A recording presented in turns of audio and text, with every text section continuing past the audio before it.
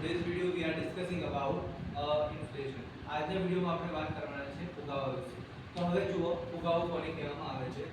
આ માર્ચ 2017 અને 19 અને 21 માં પૂછાયેલો બોર્ડમાં ક્વેશ્ચન છે. બોર્ડમાં 3 વખત રિપીટ થયેલો ક્વેશ્ચન છે. ક્વેશ્ચનનું નામ છે ફુગાવાનો અર્થ આપી તેના કારણોની ચર્ચા કરવાની છે. તો સૌથી પહેલા આપણે ફુગાવાનો અર્થ સમજીએ. જ્યારે વાસ્તવિક આવકની સરખામણીમાં નાણાકીય આવક વધી જાય, વાસ્તવિક આવક કરતાં નાણાકીય આવક વધી જાય, વાસ્તવમાં કોઈ વસ્તુની આવક એના નાણાકીય આવક કરતાં વધી જાય ત્યારે એ સ્થિતિને ફુગાવો કહેવામાં આવે છે. આ વ્યાખ્યા પરથી આપણને સાબિત થાય છે. અને બીજી વ્યાખ્યા છે સતત ભાવ વધારો, એટલે કે ભાવો સતત વધતા જ હોય તેને સતત ભાવ વધારો કહેવામાં આવે છે. હવે 2011 ની અંદર કોઈ પણ એક વસ્તુની કિંમત આપણે માની ચાલીએ છીએ કે 2011 ની અંદર સંતૂર સાબુની કિંમત સંતૂર સાબુની કિંમત 100 રૂપિયા હતી, જે 2021 ની અંદર વધીને 150 રૂપિયા થઈ જાય છે. તો આ જે 50 રૂપિયા આવે છે એ ભાવ વધારો કહેવામાં આવે છે. હવે આપણે જોઈએ છે ભાવ વધારાના લક્ષણો.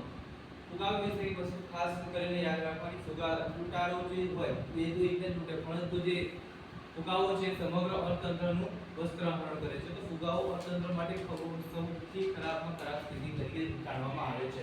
હવે જોઈએ છે ફુગાવાના લક્ષણો. તો ફુગાવાના લક્ષણોની અંદર સૌથી પહેલા સમગ્ર અર્થતંત્રમાં ભાવ વધારો, એટલે તમારું આખું અર્થતંત્ર છે એની અંદર ભાવ એક ટોપિકની અંદર. બીજું છે સતત ભાવ વધારો, ભાવ સતત વધતા જ હોય. પછી પૂર્ણ રોજગારીની સ્થિતિ. પૂર્ણ રોજગારીની સ્થિતિનો ખ્યાલ આપ્યું છે કેન્સે.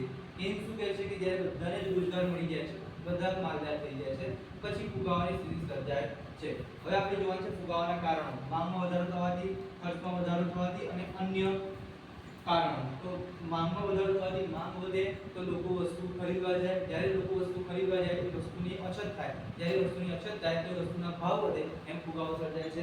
ખર્ચમાં વધારો કરવાથી પણ ફુગાવો સર્જાય છે. અન્ય કારણ યુદ્ધ, આપણું ભારત દેશ કોઈ બીજા દેશ સાથે યુદ્ધ કરે તો પણ ભાવ વધારો થાય છે. સરકારની નીતિઓથી પણ ભાવ વધારો થાય છે. અને સંરક્ષણ ખર્ચ એટલે આર્મી પર કોસ્ટ કરવાથી પણ ભાવ વધારો થાય છે. બીજા વિડિયોમાં મળીએ છીએ, ત્યાં સુધી ગુડ નાઈટ.